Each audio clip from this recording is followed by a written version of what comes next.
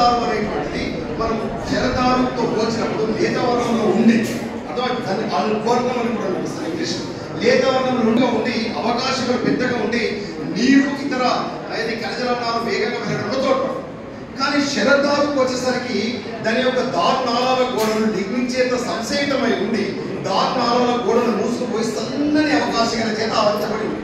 దానివల్ల ఏమవుతుందంటే ఒక వార్షిక వలయాన్ని లేదా వృద్ధి వలయాన్ని గమనించినప్పుడు మనకు తేలిక వర్ణంలో కనబడేటువంటి అదేవిధంగా ముదిరి వర్ణంలో కనబడేటువంటి ప్రత్యేకమైనటువంటి వార్షిక వలయాలు లేదా వృద్ధి వలయాలు మనకు.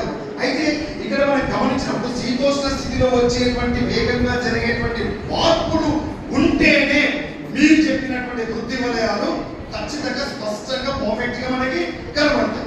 దానివల్ల మనకు వయసు ఒక సంవత్సరానికి ఎన్ని ఉన్నాయి సార్? ఒక వసంత ఋతువు, ఒక శరత్ ఋతువు, ఒక వసంత దారువు, ఒక శరత్ దారువు. దీని ఆధారంగా వాటికి సంబంధించినటువంటి వయస్సును మనం నిర్ధారించడం జరుగుతుంది. అడ్డంగా బతుకున్నప్పుడు చూడాలనుకున్నారా? బతుకున్నప్పుడు నేనేం చెప్పాలి, వార్షిక వలయాలు లెక్క పెట్టడం ద్వారా మాత్రమే చెప్తున్నాను.